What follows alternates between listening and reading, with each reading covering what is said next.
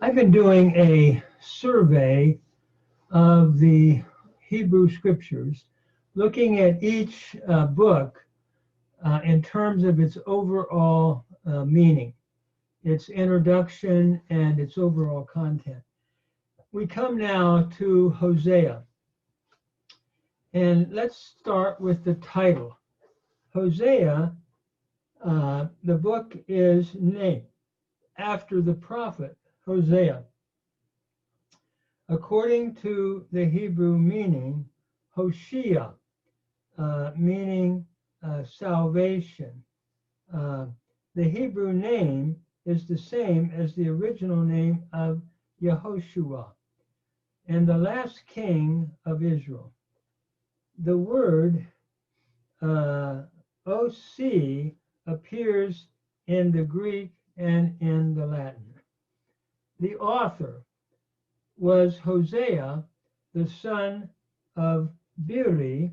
Some critical scholars have sought to deny various parts of the book as from Hosea.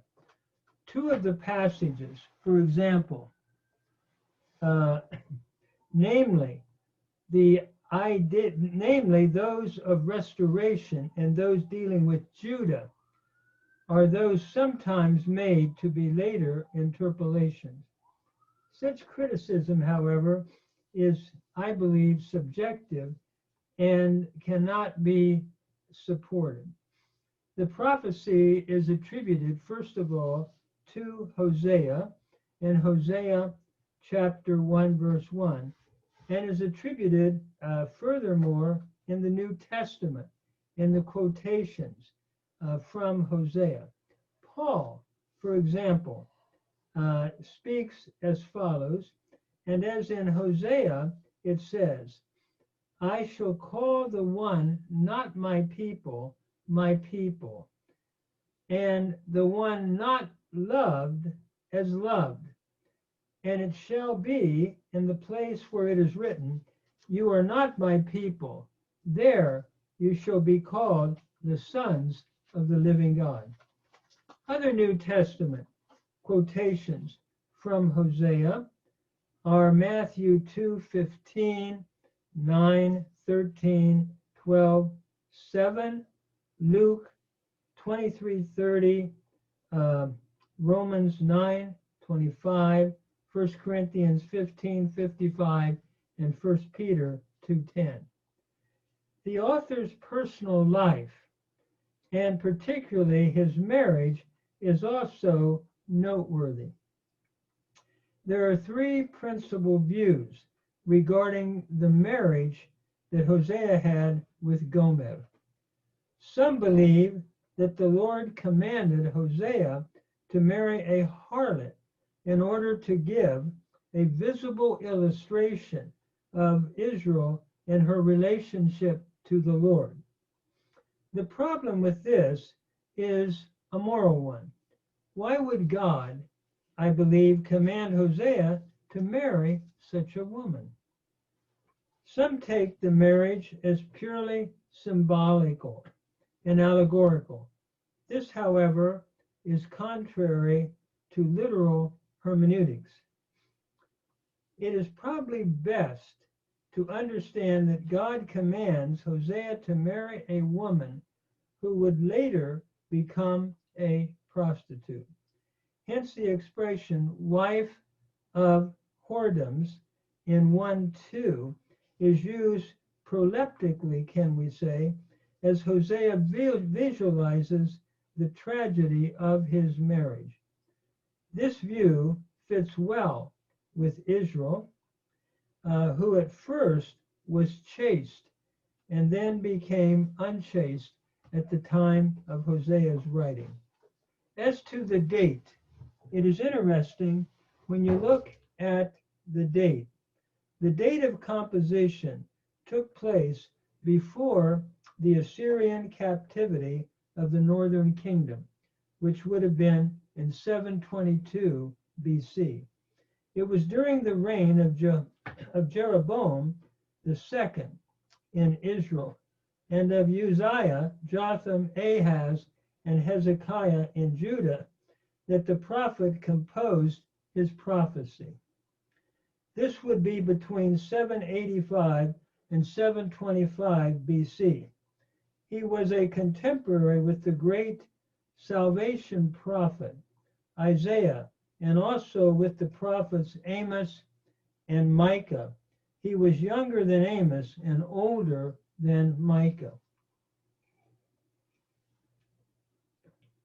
It is also interesting when we look at the historical background of the book. First of all, politically. As we look at the political side, Hosea's time could not have been worse, at least for the 10 tribes of Israel.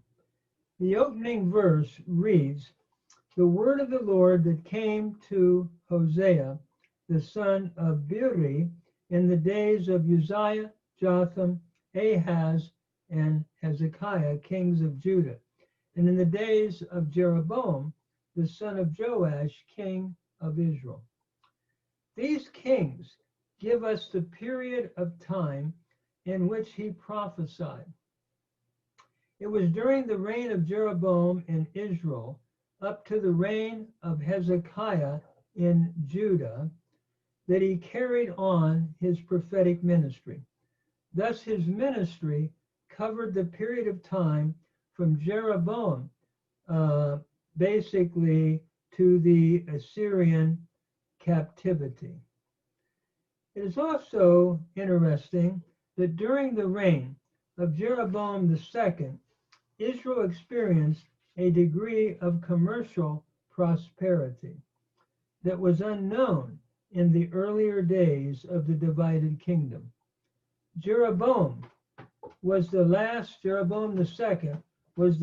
king that ruled by divine appointment. For the remaining kings of the 10 tribes received the throne by killing their predecessors. It was one attack after another. After Jeroboam II died, Zechariah is killed by Shallum, and Jehu and the Jehu dynasty aspired. Menahem then slays Shallum after a reign of 1 month. Pekah kills Pekahiah, Menahem's son, and Hosea kills Pekah. Anarchy reigned. Loyalty to the throne is all but extinct. It is into this political background that the prophet came to utter his message. In terms of social and economic background, under Jeroboam II, there was a time of great prosperity. Commercial and city life were prevalent, and people were drawn from their agricultural pursuit to commercial or business endeavors. The period was characterized by the rise of the middle-class businessman and by an increased social gap between the upper and lower classes. In terms of religious background, while the political background was serious, religious background was at its lowest.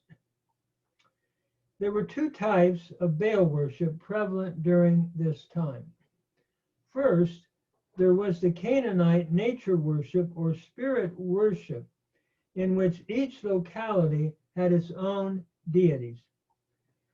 These were known by the place of their shrines and were referred to as groves and high places.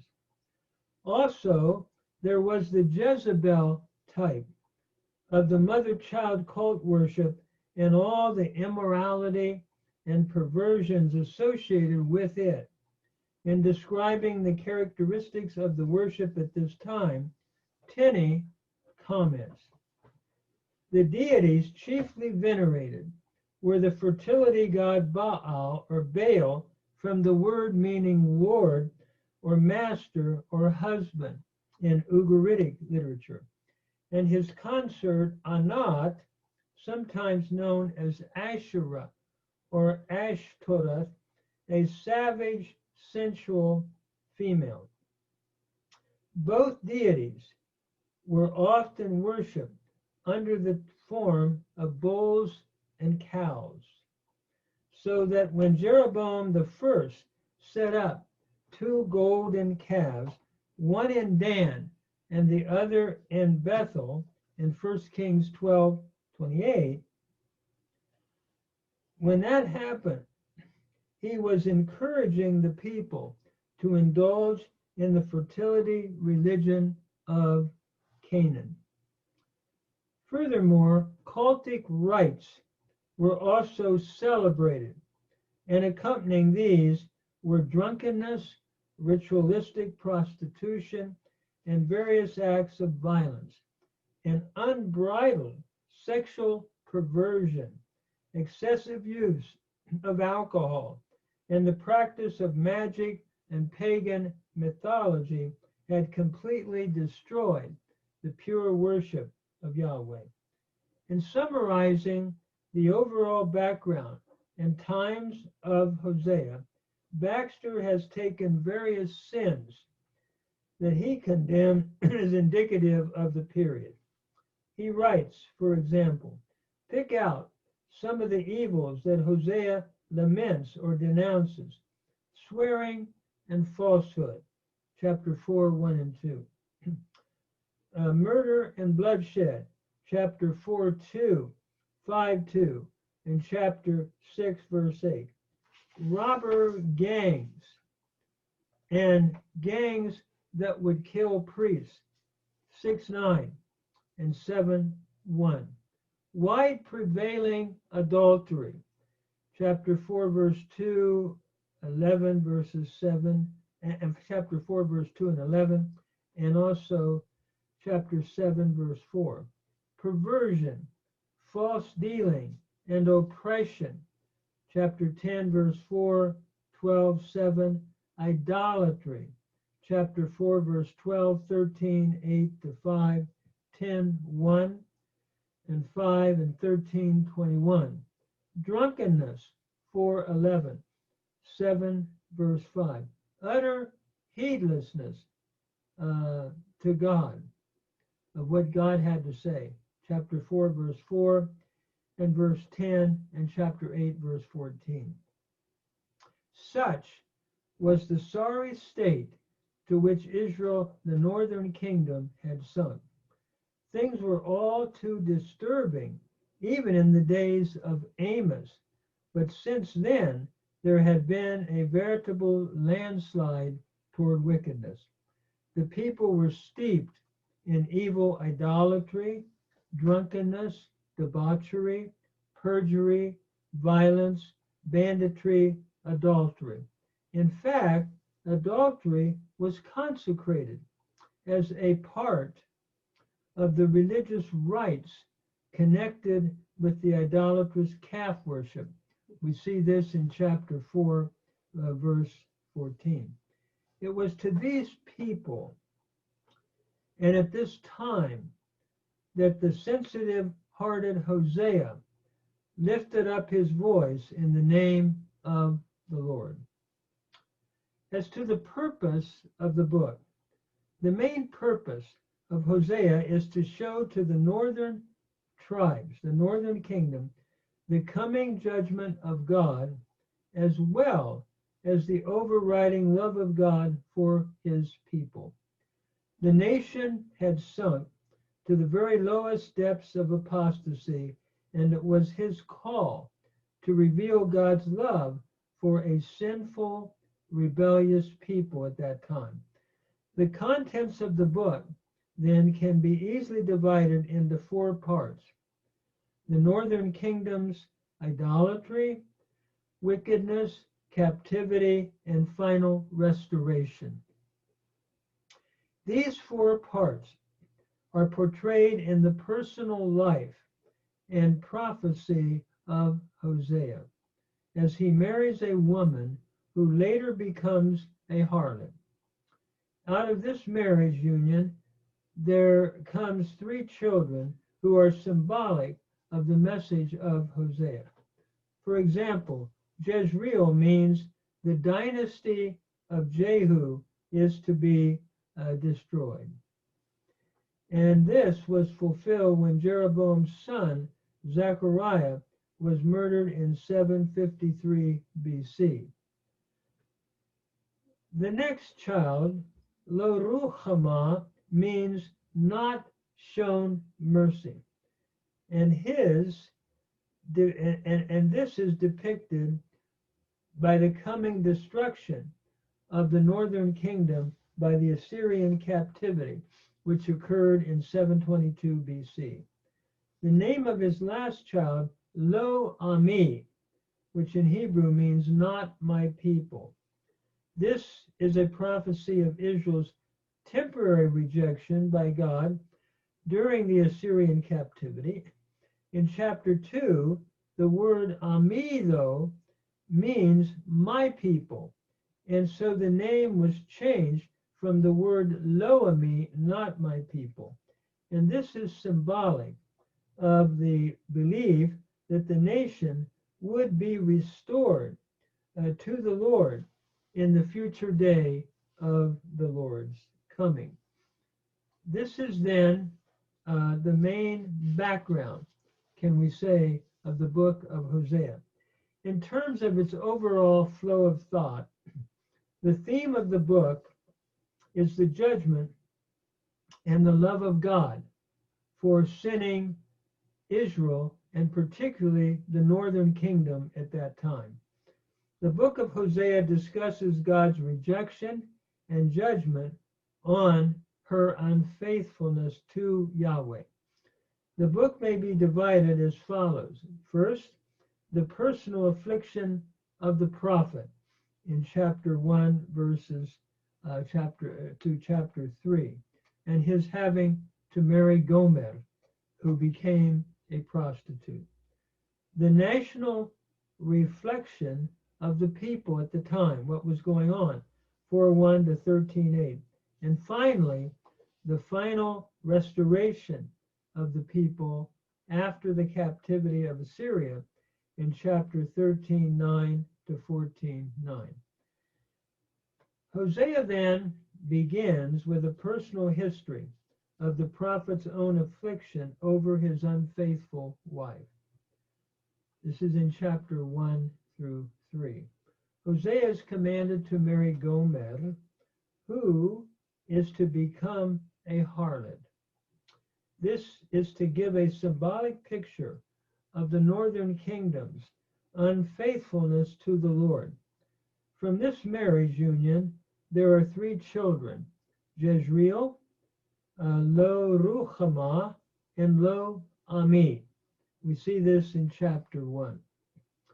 Jezreel, as we said, pointed to the approaching judgment of Jehu and Jehu's dynasty because of the blood of Jezreel, which Jehu judged at that time, or which Jehu had shed, I should say. Lo Ruhamah is a living reminder that Israel could no longer be pitied at that time because of her idolatry.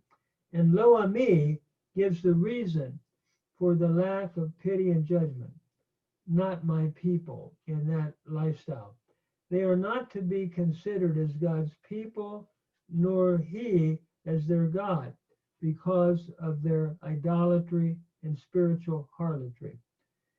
Amidst this gloomy picture of the northern kingdom's tragic relation with Yahweh comes words of future hope and restoration, though. This is a promise concerning the great day. The prophet writes in this way: Then shall the children of Judah and the children of Israel be gathered together and appoint themselves one head, and they shall come out of the land, For great shall be the day of Jezreel. Say you unto your brethren, Ami, my people, and to your sister, Ruchama. Ami means my people, in contrast to Lo Ami, not my people, and Ruchama means pity, in contrast to Lo Ruchama, not pity. The message of judgment on the northern kingdom, however, continues in chapter 2. Both Yahweh's complaint and chastening are pictured. Israel at this time is indicted for her idolatry and harlotry, and warned of the coming judgment that would come through Assyria. A message of restoration, though, again follows this indictment in chapter 2, verses 14 to 23. As the Lord loves Israel and his eternal betrothal with her is addressed, and both are set forth in chapter 2. Out of her idolatry and harlotry, Yahweh's love restores and forgives her, and betroths her forever in righteousness and in justice and in loving kindness and mercies. We see this in chapter 2, verse 19.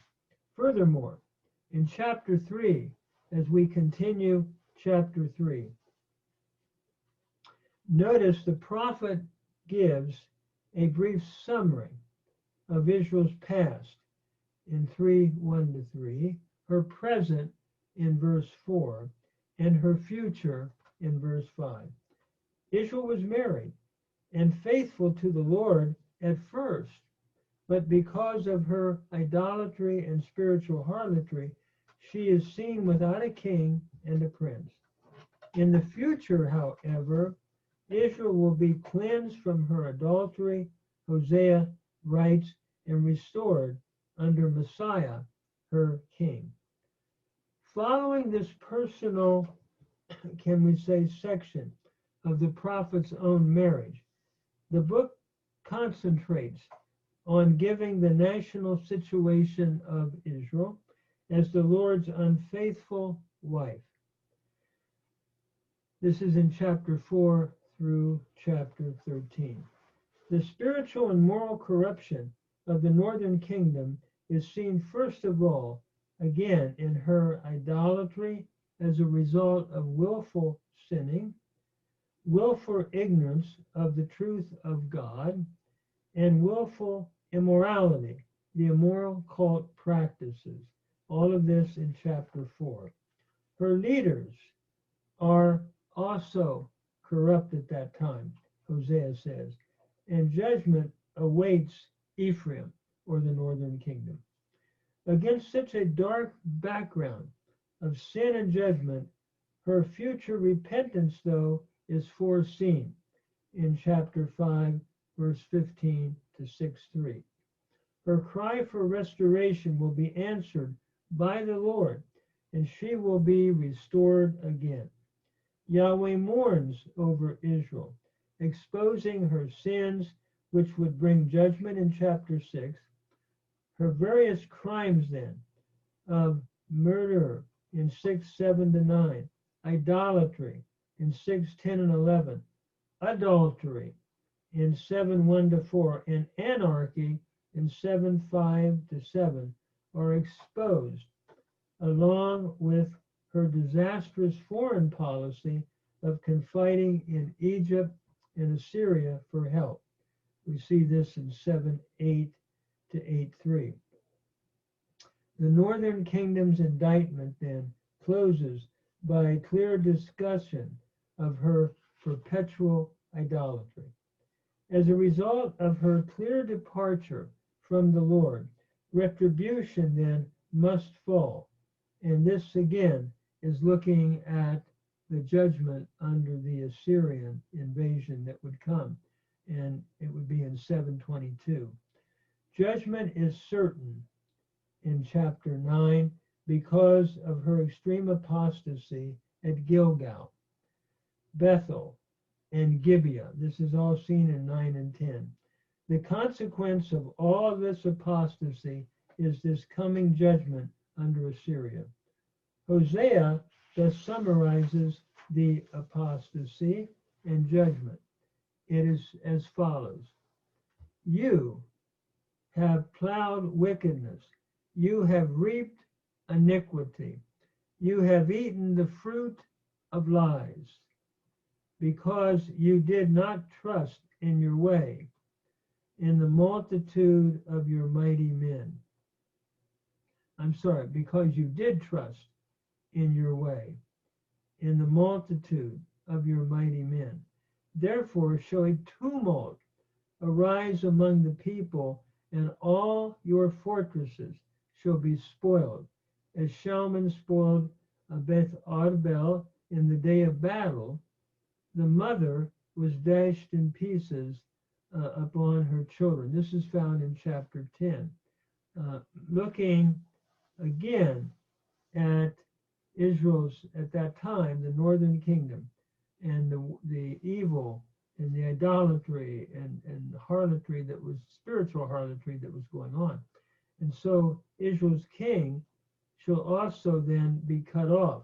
Hosea writes, so shall Bethel do unto you because of your great wickedness. In a morning shall the king of Israel utterly be cut off. Again, looking at the Assyrian invasion. God's past love for Israel, though, is remembered, along with Israel's past and present rejection. We see this in chapter 11. She is indifferent to God's former love in 11 and 12, and her idolatry is increased in 13. Because of all of this, judgment, Hosea says, is inescapable. And we see this in 13, especially 4 to 8. The Lord says, I will meet them with a bear that is bereaved of her whelps, her cubs, and will tear the fat of their heart, and there will I devour them like a lion. The wild beasts shall tear them. We see this in chapter 13, verse 8. After the personal experience of the prophet then, and the indictment and announcement or judgment on Israel, the prophet concludes with a discussion of her ultimate restoration. This is the happy ending of restoration in chapter 13, 9 to 14, 9. Sin is promised to be removed by redemption following Israel's and the northern kingdom's judgment from Assyria. And a divine call then is extended to Ephraim to come back to the Lord in repentance and faith in 14. The book closes then with a final promise of divine pardon and permanent restoration, and with a pronouncement of the Lord's righteousness. So when we look at the overall outline, we see then, by way of summary, the personal affliction of the prophet in chapter 1 through 3, the national reflection of the people in chapter 4 through 13, verse 8, and then finally the national restoration of the people in 13:9 through 14. There is one Christological element that is interesting. Out of Egypt I have called my son. And we find this in chapter 11. And it's interesting that Matthew refers to that, applying it to Christ. When Christ came out of Egypt, he quotes that text and says Christ fulfills that. Out of Egypt have I called my son. And I think what Matthew is doing there is saying that the true final Israel is Jesus Christ, who was called out of Egypt and who was obedient to his Father, to the Lord in every way as the God-man. And so it's interesting, we see how This becomes a type of Jesus Christ in Matthew chapter 2. And also, Paul will talk about how that the people, Gentiles, were not a people of God, but now have become a people of God in the book of Romans. So it's interesting, there's some of these allusions that take place in applications in the New Testament. So that's a basic overview of Hosea. And I would like to then go on and continue next in the book of Joel. So we'll stop there for now and then plan to go on in Joel. Finish the minor prophets.